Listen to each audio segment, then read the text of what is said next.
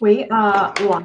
I have no idea what week it is because I've missed so many weeks, and Gemma is having a lot of technical issues today. I've got some people joining us. How are you going, Gemma? Hi, can you hear me? I can hear you. I Can't see me? Correct. Okay, well, I think it's nearly sorted, but let's just, Anyway, it's like week 21. And you've missed what, like the last it three? couldn't be. Yes. Well, it is nearly Christmas, so that is actually what we're talking about today, is the festive season and lots of costs associated with Christmas.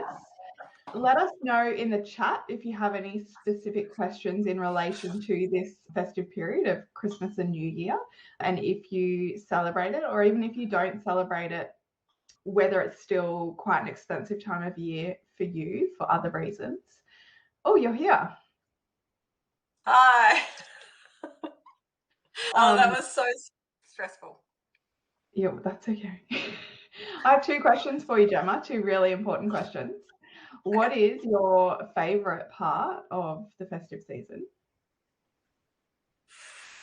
Oh, that's a good question. So I don't want to come off bad, but I don't love Christmas. Like, I'm one of the types of people that some of my best friends will already have their Christmas trees up, and Yeah. I will wait till the last minute possible. And I have been known to even take the Christmas tree down after lunch on Christmas Day. Yeah, I really like my space, and everything's got a place, and the Christmas tree just throws out all the I don't love it. Well, that's something you don't like, but what do you like about? Okay, so I love that people make more of an effort to catch up, like family and things. So it's like the perfect excuse to see family. Obviously, love how excited the kids get about it as well, and how much. But I'm not religious, so it's mainly just a time to be with family that more people have access to time, pretty much, which is what I love.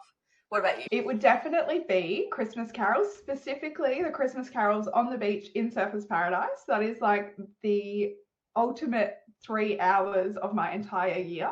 Very fun memories of doing that ever since I was pregnant, actually.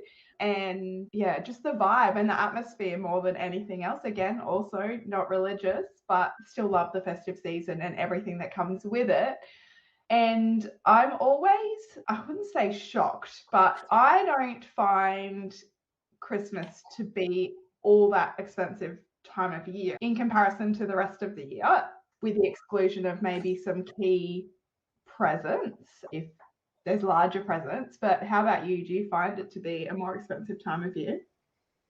Not particularly but I can see where the expenses creep in. So like travel. So I've got a lot of family in South Australia and Victoria. So the travel is really expensive on those dates. So what and always being self-employed or being like with a tradie self-employed, just the fact that the cash flow during that period. So fair enough, if you've got like an employment and you've got paid holidays and things, you're not going to notice the difference. But I find that a lot of people need to budget for not only the expenses of Christmas, so they might be doing presents, they might be going on a holiday, they might have increased food costs or entertaining costs, but they also need to budget for being able to pay all their normal bills that aren't going to stop just because they're not working. I had a meeting this week specifically for someone who is a contractor who only gets paid on the days that they work, and there's closures over the Christmas break. So they're missing out on, I think it was around $9,000 of income over that period, and they have to plan for that starting now, if not sooner, in order to set aside enough income between now and then to cover that period of no income, to cover their usual expenses plus any Christmas type expenses. Yeah. Well, I did the same this week. So we've only just decided that me and my ex and the kids are going to go away to Europe to see family for Christmas, really last minute, because one of the family members is quite elderly and sick. Anyway, so we're going to be away for 4 weeks. So just this week I had to work out, right, so I'm not going to work any of December, and then I'll get back ready to work. But being self-employed, most people are going to be off in January. They're not going to be ready just to jump into it. It's not like I get back from holidays and I can just start earning. It's going to take a while. So I had to kind of map out realistically, I've got like 8 weeks of not having income till it's regular again. So yeah, it's all about planning. And I always say to people when we're looking at their cash flow, like Christmas isn't a surprise. It comes around every you pretty much know what your family tends to do. Like this Europe trip was just totally like out of the blue, but that doesn't happen very often. And if we didn't have the capacity to do it, we wouldn't be doing it. But yeah, it comes around every year. So if you have really an like a bit of a budget, you know, well, roughly we spend X amount per kid or these presents. We know that I need X amount of money for time off. We usually get a domestic flight to, you know, interstate or whatever. You can actually map out, and for the 12 months, like 26 fortnights or however often you get paid, you could be putting a little bit aside so that when Christmas comes around, it's not actually any more of an expense, just like you would with your car rego or your rates. You're putting a little bit away because it shouldn't be a surprise of what Christmas is going to cost you unless there's like emergencies and stuff are surprises, but otherwise it should be pretty similar each year, I would expect. Yeah, I don't personally put any amount aside per week or per fortnight or anything like that, but there are certainly people who do that, and it works really well for them. Something that I was talking about recently with someone is actually Christmas Day and what happens on Christmas Day, because ever since I can remember, what has happened in my family and now my husband's family is the same, in that everyone goes to one location and everyone brings a plate of food, and you don't just all rock up with it, although we love dessert. We normally have way more dessert than anything else. But that is pre-planned, and like we write a list of what we want to eat and then divvy it up so that it's quite even. But I was talking to someone who doesn't do that, and if they host, they supply absolutely everything. So yes, that's a higher cost, but also the stress and the time and everything that comes with that can be really overwhelming and not make it very enjoyable for that hosting family necessarily. That's not to say if you do that and you enjoy doing it, you can't do it. But I was just really surprised that it was done that way. What's your experience with the food side of things on the actual Christmas Day? Yeah, so it's always pretty different. Like if we go to mum or dad's, we're guests and we've usually travelled, so they'll just supply it all. But we'll be in the kitchen in the morning helping, doing everything, right?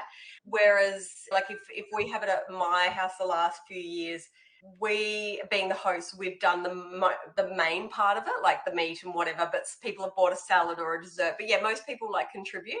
But I was just thinking, like conversations that I've had and like trends that I've noticed probably even in the last 10 years, or when you're more aware of it, right? You've got kids and you're busy. I'm kind of thinking that people are not getting lazier, but realizing that they don't have to put on such a big show, and that it can be more casual, and that they can just go, this is actually about the time. It doesn't need to be the fanciest. And yeah, I'm kind of noticing, and it might just be in the circles that I hang out with, but we're all kind of just like, it doesn't need to be perfect. Like, let's just do whatever. Like, I don't know. And it's probably always going to change for everyone as well, depending on what they've got going on and what they're prioritizing and everything like that. But apart from the food on the day, there's also the gifts. Do you have a budget, or what do you do in that space? Do you do Secret Santa or no gifts at all? Or what does that look like? So I love Secret Santa, because if we didn't do Secret Santa, I would say no presents for adults. Like I'm not big on, I actually hate it, buying presents and getting given presents for the sake of a present. Like the thought of somebody going to the shops with a list going, shit, what can I buy Gemma? I have no idea what to get her. Like that's just, and I don't want all this stuff in my house. Like, so yeah, I don't want the pressure of having to buy for somebody that I don't 100% know, oh my God, that's for them. So I'm like, no presents for adults unless it's Secret Santa, and that's really fun. And I love that. And you put a limit on it. Like, but yeah, presents for the kids is different. I'm happy for my kids to get presents, obviously. But as we talked about in other ways, like for my nephew, I don't give him a present, I get him shares. But yeah, I hate gift giving for the sake of gift giving and putting that pressure on people. Yeah. I have some really fond memories, particularly at work, having previously been employed, where we do Secret Santa, but we do like the stealing one, for example. I love that one too. Yeah. So it's about the joy of what you're doing and who you're with, more so than I remember there was one, what are those things you can put in your wardrobe, the little smelly balls? Like mothballs. Yeah, that was a gift one year. Like, I remember this was years ago. And so for me, like, that's a really fun time at work. Everyone was laughing about it. There was another one that was a private parts spray that got gifted. And it was, again, it's not about the thing, and we don't want to unnecessarily contribute to landfill. I hate doing that. But it did bring a lot of joy into the room and helped with what's it called? What do you call it in a workplace? No, in a workplace, you've got not your environment, yes. Culture. We love the word culture. But I think it also really helps if there's like disparities in the workplace. So for example, like working in financial planning offices, the advisors would earn quite a lot more money than support staff or junior advisors and things. So the thought of, going, oh, well, what do I get? Like if I was working under an advisor, a senior advisor, like what do I get them when they, and they're they're usually going to get me something more. So I just like the fact that you go, no, Secret Santa, here's a set limit. You could either buy for somebody or you could not buy for anyone and put them in and, you just grab them. Yeah, there's so many different ways to do it. But that gets us onto a really, really good point about traditions. Mm-hmm. So we've both said we're not religious, but there's still a great deal of meaning that goes into Christmas and that time because we associate it with family and different things. But one thing that I talk about and I really want to stress to people is just because you have traditions that you've always followed, it doesn't mean you have to keep doing them. I want people to actually question, does this actually align with my life? Does it add value? Are we doing this because somebody put this on us, or is this a tradition what we want to carry forwards? Do you have any examples? Well, the gift giving, right, where people give every family member, whereas I'd rather, and like even my girlfriends, I'm like, don't buy us presents. Let's all go out for dinner one night, or but yeah, traditions of having to visit like certain areas, and I don't know. I just think there's so many different traditions out there, and I think that as you have your own family and you grow in different ways and you start to have your own belief system, it's good to question those traditions to make sure that they still align with you and that you're not keeping up with traditions that are potentially not aligned with your values, but especially your financial situation and goals. And you can, of course, adopt new traditions. Something that I'm seeing become increasingly popular, particularly for buying gifts for children, is around the one thing they can wear, one thing they can read, one thing that they want, one thing that there's, I think, 5 different things. And it's a way to not necessarily have a budget, but to limit how overboard we can go. Because quite often, I've even experienced this myself, where we get to Christmas Eve and wrap presents, because I'm a last minute person and that's when I wrap them at about 10 p.m. on the 24th of December.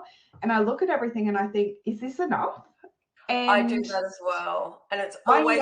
I know it is, but we all have those thoughts and those feelings. And I think it's really important to remember that the more you spend doesn't mean the more you care. And yeah, Christmas is about so much more than those gifts. That's important to teach kids as well. So on that, I wanted to ask a question, but if anyone's listening, if there's little ears listening, maybe mute it. So I wanted to talk about Santa. Mm-hmm. So we have young kids, so obviously Santa is a big part of Christmas. Yeah. I have some views on what Santa presents should be, but I'm interested to see if you do as well. So it's good timing that school holidays, right, we still have like 3 weeks after Christmas, because it would be horrible if like Christmas was on a weekend and then imagine going back to school the next day and somebody going, oh, Santa got me a trampoline and an iPad and this, and somebody else going, oh, what? Santa got me PJ. It's like, so, but usually they don't talk about it while they've got back to school because it's all forgotten about. But I'm big on going, well, the big presents should be from mum and dad, because you can kind of talk to the kids or whatever about the family position or whatever. Whereas I kind of think Santa should be, we should all come together and be like, if we're going to keep the dream of Santa alive, Santa should have like a bit more of a level playing field, like the iPad example. But what do you think about that? I've had this discussion with people in the past, particularly parents of nieces and nephews, because if one family does it one way, yes, you're not talking about until you go back to school, but then you're observing on the day. And so I have been conscious about it, but I think we do overthink it. Yeah, I was actually going to say Um, the kids probably don't really even think of it as much as I did just then. But The one thing that always has bothered me is whether any gifts in a stocking are wrapped or not, because we, or I as a child, never had the little knickknacks in the stocking wrapped, but I know other families do, and I'm like, how can Santa do this one way and then another way? And then I think we're overthinking it. I think that we just always put so much pressure on ourselves to try and do the right thing yeah. and do what is right. But yeah, let's take some pressure off and just do whatever works for us. And if there's a discussion that has to happen later about why Johnny got a trampoline and why Ruby didn't, then we have that conversation down the track. Yeah, no, I totally agree. So Easter, so my kids just turned 10 and 8. So Easter just gone. They were at there and they rang me and they were like, Mum, Easter Bunny has put barcodes on all our eggs. That doesn't seem legit. And I was like, oh. And I was like, kids, come on, are you serious? Like, you honestly think that Easter Bunny has time to make all the eggs? Of course he's going to get some from Target and Kmart and like, because I think they picked up where it was actually from as well. And I was like, of course he's got to do shopping, just like Santa. Santa's got to do shopping as well. They can't make every single toy. But I was like, oh, they're like getting like super clued on. Yeah. Is there anything else in terms of Christmas or Easter or any kind of celebration that you can make a suggestion that may reduce the cost to an individual or to a family that might be listening? Yeah. I would honestly, now's about the perfect time to be reassessing what you're spending, because you're probably already starting to either spend money if you're going away or get presents and things. So this time, it's actually really important to take stock of how you're feeling and how the money pressure is, because now, while you might not be able to do anything for it right now for this Christmas, you can make sure that this time next year you're not going to be feeling exactly the same. So my Yeah. tips would be to be really conscious of what you're spending, what you're feeling, if it feels a bit tight, and then put a plan in place from January to either put some separate money away or, get gift cards or do whatever you can during the year. That means that this time next year isn't going to be as stressful.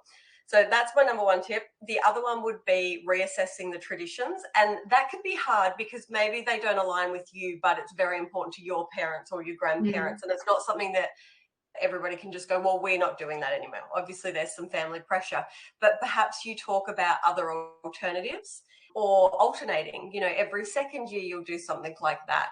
But just really kind of taking stock of the traditions that add value. That'd be my main two. And then it would be around shopping the sales as well, which we can talk about in a little bit more detail if we have time. But what would your main ones be? My two would be in relation to gifts, particularly for children, is to try and think ahead to the year coming to identify if there's anything that you are going to have to buy anyway. So it might be a new lunchbox for school, Santa a new brings school bags. school bags, shoes. It might be clothes in the next size up. So things that you're going to have to fork out for anyway, but you've just taken the opportunity to wrap them up. And then I guess amongst those things that you're going to have to buy anyway, something that of course would light their face up on Christmas morning because it's something that they really, really wanted. I am still rocking the idea that I'm sure was spoken about in the past where we're at the shops and if my kids want something, all I have to say to them now is, let's take a photo for Santa. And they allow me to take a photo and they put the thing back without argument and we continue on. And I've actually then got those photos on my phone that I can go back through at Christmas time. So it's not such a like, oh, what did they want? What do they keep asking for? Or what was a once-off thing? And then the other thing would be in relation to food. So it might be like I love prawns, but if I am the person to buy prawns for the 25 people that are at that place on that day, on Christmas Day, that's obviously a really large expense to buy kilos and kilos of prawns. So trying to, especially with those more expensive ingredients, incorporate them into a dish rather than having like just prawns. So it might be a prawn salad. So you're still having your prawns and you're still providing it to a larger group. If the cost is an issue, if it's not an issue and you love your prawns, you just go out and buy the 10 kilos of prawns or whatever it might be. But they would be my two big things. Like, it's not that you can't have something, it's that you can find a different way to still have it for a cheaper cost. And also, like, if you think most people's Christmases, they have so much food left over. So yes, maybe you get the prawns, but you don't get as much as you think. Just like we were going, oh, we think the presents are never enough. Like, if you run out of prawns, it's not like anyone's going to go, oh, why didn't you get more prawns? They're going to go, oh, there's all this other food. You know, we're not going to stuff ourselves silly. So you can have a small bit of something to enjoy if there's like a tradition. Yeah, no, I absolutely agree. Like, the food, you can definitely overthink like the presents. And yeah, it's about the atmosphere and bringing people together. And I think everybody just puts so much pressure on themselves. And coming back, a thought I just had, and this is off the back of a conversation I had with some clients around this. We typically have one person, one parent shopping for gifts in a lot of families. And there's often a breakdown in communication of what those gifts are and how many gifts are purchased. So making sure that there is communication so that there's no surprises and less chance of arguments around how much was spent if one person thinks that it was not necessary or was overboard or anything like that. So you can make decisions together, even if it is just one person physically going to get the gifts. Yeah. Do you want to use the last 2 minutes to elaborate on what you 2 minutes, because we took like 5 minutes to get on. Sorry. Yeah, so shopping the sales, I absolutely love a bargain, and Christmas, you know, like Boxing Day sales, all of that is kind of like the best time of year. Well, it was, and now we have Black Friday and things. But if you're going to shop the sales, what I would suggest, so you can make the most of it, make sure your money goes far, avoid temptation and avoid all of those emotions that advertisers, like the shops, are trying to make you feel like you're going to miss out. FOMO, the scarcity mindset, like this urgency that you have to buy things. So some things to counteract from that. I would, throughout the year or the last few months or whatever it is, start making a list of wants. So needs are things that you need at the time, so you probably can't wait for a sale to come up. But wants are things that should go on a list if you're going to try and shop the sales. So, you know, well, if this thing goes on sale, I want that. And you would shop around and still make sure you got the best price, try and price match. But really, I think that if you're going to do it and have discipline, you should go into sales with a list of, these are the things that I want. You know, I want a new pair of jeans, or I want this, I want that. And if it's not on a list, don't get it. I think you have to be pretty disciplined with it, so you can treat yourself, but within reason. Like, yes, I wanted a pair of jeans, I'm not getting caught up with it now, I need them for this reason, they'll go with these tops, kind of thing, like, or whatever. So I would budget and save to it. If you know that you always have a blowout on sales and you spend $1,000, then in the months leading up to, start putting money away so that you can blow that money guilt-free because you've actually worked towards it, like the reverse of a buy now, pay later. So I'd set a limit, make a list of the things you want, still shop around, and put money aside in advance. I don't know if it's just because I don't want anything, but I don't, as you say, shop the sales. It's not to say I won't ever buy something during a sale. It's just a coincidence. It's not that I'm like, oh, Black Friday's coming up, what do I want? I'll put it on a list. I'm very much of the opinion that if you wouldn't pay full price, then you don't want it enough or you don't need it. And the amount that you're going to, let's say it's a larger thing, so anything in excess of like $100, typically you can negotiate the price on. Like coffee machines, people don't realize that JB Hi-Fi and The Good Guys and Harvey Norman, they don't just price match. You can also negotiate the prices on things. So if it's a larger thing, I have always found that I'm able to negotiate better prices than any sale, even during times like Black Friday. And then for the smaller things, well, if I save $5 on something or $50 on something, is it, you know, a game changer? Probably not. It suits me to get it when I really did want it rather than having to wait. So I'm not of a different opinion, but I am not a sale shopper. But it sounds like you're not a shopper, full stop. Whereas like Correct. lots of people have their downtime, and I actually used to be like this, but I'm not anymore. But downtime would be like, oh, well, I've got nothing to do today. I'm planning a day to walk around a shopping centre, like, and just look at everything when you don't need anything. So that used to be my weekends. I am a big window shopper, but I think that stems from childhood because that's what we did. We didn't buy anything, we window shopped for the entertainment of window shopping. And so I can quite comfortably spend 8 hours at a shopping centre and walk away with having bought nothing and still enjoyed my experience. I can go, if I go in for one thing, like say that I have to go to the main shopping centre to go and get a pair of school shorts for the kids, I don't leave without spending $100 on stuff that I did not need. So now I keep a list all the time, and I try to put like my blinkers on and be like, please don't see anything shiny that you want to buy. Woolworths is a different story for me. I'll go in there for milk and I'll spend $200, but I'm okay with the retail shops. That brings us to the end. If you have any questions around Christmas, submit them. If you have any topics that you want to hear in future weeks, submit them. But otherwise, we will see you next week. Great. Bye. Bye. Bye.